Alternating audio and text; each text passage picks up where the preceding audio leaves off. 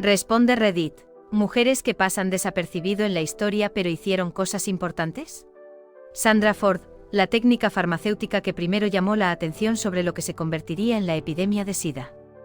Supo que algo pasaba cuando empezó a recibir un número inusualmente alto de solicitudes de pentamidina, un antibiótico reservado para tratar la neumonía por sinusitis en pacientes gravemente enfermos e inmunodeprimidos. Los pacientes para los que se solicitaba eran hombres homosexuales.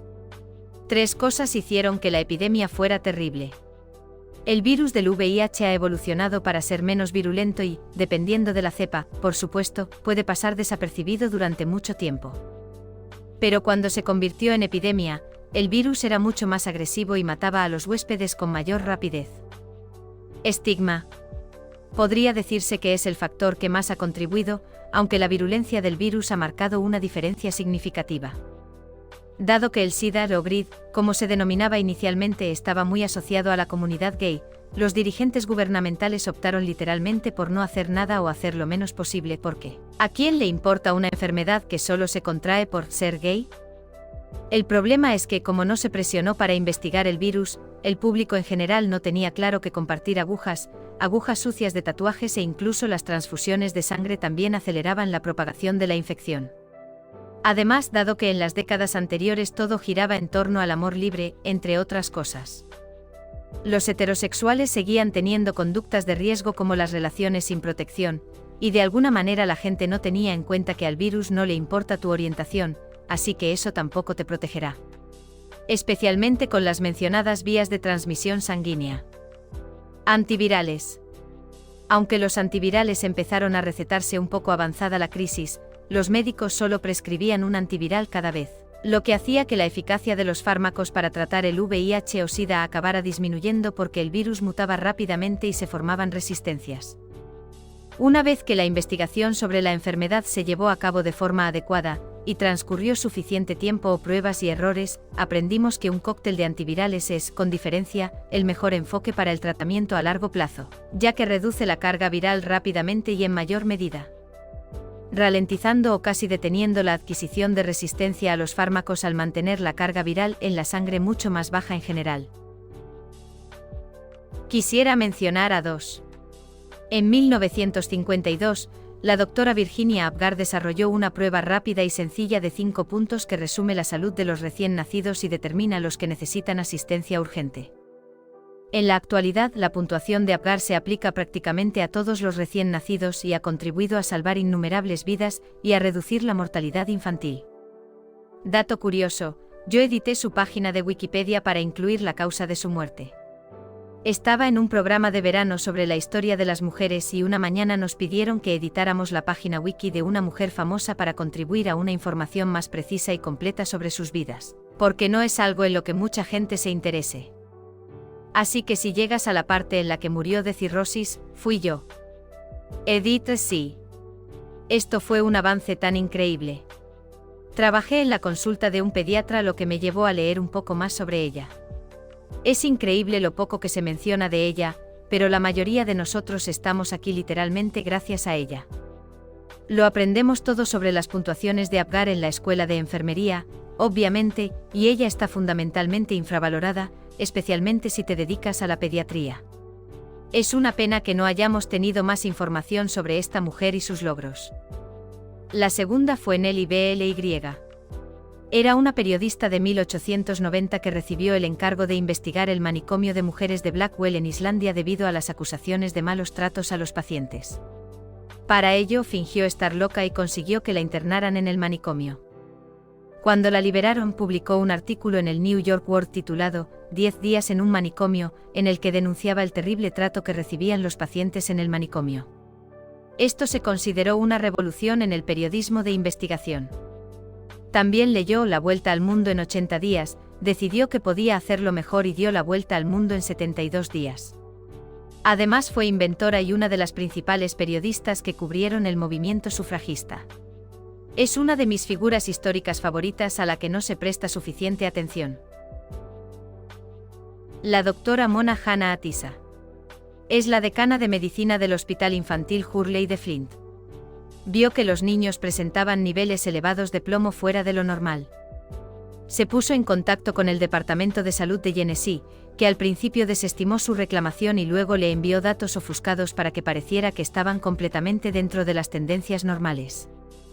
Frustrada, llamó a un equipo de epidemiólogos de la VT, su alma mater, para averiguar el origen del plomo. Y he aquí que descubrió que el agua de varios códigos postales estaba contaminada con plomo. Informó de nuevo al Departamento de Salud de Genesee, que la despreció. Entonces dijo demonios, y organizó una gran rueda de prensa en la que anunció en directo que el agua de Flint no era segura y que había que acudir al hospital para que examinaran a los niños y para recoger suministros de agua y leche de fórmula líquida para lactantes. Sí salvó a miles de niños de los efectos permanentes del envenenamiento por plomo. Ella también ha ayudado a diseñar formas de ayudar a los padres que tienen hijos con envenenamiento por plomo también. Quisiera agregar a Frances Oldham que él sí impidió que la talidomida se generalizara en Norteamérica y salvó a innumerables niños de malformaciones congénitas que les cambiaron la vida. Tuve una profesora de inglés en el instituto que era un bebé con talidomida. Era tradicionalmente hermosa, pero su brazo derecho era diminuto y solo tenía 3 dedos. No es que eso la detuviera. Era diestra y escribía con la mano de 3 dedos. Era y sigue siendo una de las personas más extraordinarias, extrovertidas, dinámicas, talentosas e inteligentes que he conocido. Tuvo un impacto enorme en tantos estudiantes en su vida. Edith, por cierto, no pretendo restar importancia al impacto de Frances Oldham Kelly solo porque mi profesora fuera una de las víctimas más afortunadas de la talidomida. Estoy segura de que mi profesora sería la primera en cantar las alabanzas de Kelly. Eleanor Marx, quizás pasada por alto por su padre. Desempeñó un papel importante en los sindicatos británicos que forzaron el paso de una jornada laboral de 12 horas 6 días a la semana a una de 8 horas 5 días al fin de semana. Esas horas extra para pasear, jugar a la Xbox, aprender algo nuevo o simplemente relajarse son una gran contribución. Henrietta Lacks salvó millones de vidas e hizo una contribución fundamental al mundo de la medicina, pero a menos que estés en el campo de la medicina, probablemente nunca hayas oído su nombre. Henrietta Lacks era una joven negra, madre de 5 hijos, que murió en 1951 tras diagnosticársele un agresivo cáncer de cuello de útero en el Johns Hopkins. El doctor George Hay trabajaba entonces en el Hopkins intentando cultivar células en el laboratorio. Las células de Lacks estaban entre las docenas enviadas a su laboratorio, pero fueron las primeras en sobrevivir y crecer. Sus células, un tipo único y agresivo, fueron descritas más tarde como una entre 3.000 millones. Los científicos llamaron a estas resistentes células ELA, tomando las 2 primeras letras de Henrietta y Lacks. Las células ELA se utilizaron para probar la vacuna contra la polio, desarrollar la fecundación in vitro y varios fármacos de quimioterapia, entre cientos de avances médicos. Cultivadas y vendidas en todo el mundo, el legado de Lacks perduró en sus células, han viajado al espacio, han sido incrustadas en diferentes dispositivos. Pero durante décadas, la familia Lacks no tenía ni idea. Doctora Georgiana Seeger Jones. La doctora Jones organizó en solitario el campo de la endocrinología ginecológica. Mientras trabajaba en Johns Hopkins con su marido, el Dr. Howard Jones, y los doctores Roberts y Steptoe, ideó la hipótesis de la hiperestimulación folicular, que producía más de un óvulo por ciclo. Sus descubrimientos posteriores permitieron aumentar la viabilidad de la fecundación in vitro. Como residente en Johns Hopkins, descubrió que la hormona del embarazo HCG era fabricada por la placenta, y no por la glándula pituitaria como se pensaba en un principio. Este descubrimiento condujo al desarrollo de muchos de los primeros kits de pruebas de embarazo de venta libre disponibles en la actualidad. En 1949, Jones hizo la primera descripción de la disfunción de la fase lútea y se le atribuye el mérito de ser la primera en utilizar la progesterona para tratar a mujeres con antecedentes de pérdidas espontáneas, lo que permitió a muchas de ellas no solo concebir, sino dar a luz a bebés sanos. También fue decana del Colegio de Ciencias Pontificias, asesorando al Vaticano en cuestiones de ginecología y concepción. Su marido siempre decía, es la más lista. Iba a incluirla, pero me alegro de que alguien lo haya hecho. No solo desempeñó un papel importante para las mujeres, sino también para los afroamericanos durante los primeros días de la aviación, para poder volar y entrar en el campo de la aviación. las descifradoras de códigos aliados en lugares como Bletchley Park durante la SGM. Trabajaron durante horas increíblemente largas, tediosas y estresantes y contribuyeron de forma decisiva al esfuerzo bélico y a la inteligencia militar, pero su labor no recibió el reconocimiento oficial del gobierno británico hasta 2009. 64 años después de que terminara la guerra. Otra destacada fue Elizabeth Friedman, una gran parte del lado americano de la ruptura del código. Ella y su marido fueron los encargados de entrenar a muchos de los primeros descifradores de códigos para luchar contra la mafia durante la ley seca. A su marido le encargaron asuntos oficiales del gobierno durante la guerra, y a ella le dieron una oficina de personas a las que formar. A menudo trabajaban con la gente de Bletchley Park. Daphne Oram fue la primera compositora que produjo sonido electrónico. Fue pionera de la música electrónica y marcó el camino de la música actual. Incluso escribió una pieza llamada Steel Point, que nunca pudo interpretar en directo debido al sexismo de sus compañeros y nunca la escuchó en vivo antes de morir. Pero fue interpretada por primera vez en 2018 usando una réplica de una máquina que Daphne había creado para manipular electrónicamente una orquesta en vivo. Claudette Colvin fue la persona que se negó a levantarse de su asiento en el autobús durante la Jim Crow en Estados Unidos. Pero era una joven embarazada fuera del matrimonio en aquel momento, y los líderes negros decidieron que no era una buena imagen de activista. Así que eligieron a Rosa Parks para hacer lo mismo. Sí, Rosa fue una gran dama, pero esta chica fue la primera y alguien tiene que escribir una superproducción de Hollywood para corregir la desinformación.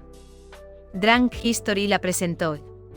También su colega Delia Derbyshire, aunque creo que Derbyshire probablemente recibe más reconocimiento que Oram. Bessie Coleman. Era una mujer negra que quería aprender a volar. Nadie quiso enseñarle. Se enteró de que los franceses sí lo harían, así que se mudó a Francia, aprendió francés y a volar. Luego regresó a Estados Unidos y enseñó a quien quisiera aprender. Vivió al mismo tiempo que Amelia Earhart y no obtuvo ningún reconocimiento. El caso de Rosa, la historia tiende a retratarla como una mujer que simplemente estaba cansada y decidió espontáneamente no ir al fondo del autobús o ceder su asiento a un blanco. Ya era una activista de los derechos civiles. Sabía lo que hacía. En la escuela me dijeron literalmente que había tenido un día muy largo, le dolían los pies y no estaba de humor, así que dijo no y se convirtió en un icono. Mi prima tardó 15 años en oír algo así, hasta la universidad, y solo porque la discusión en clase se desvió del tema de la trata de esclavos otomana. Colvin también tenía solo 15 años cuando lo hizo, lo que me parece una locura. Definitivamente nunca hice nada tan valiente, y tuve el privilegio de no tener que hacerlo cuando tenía 15 años.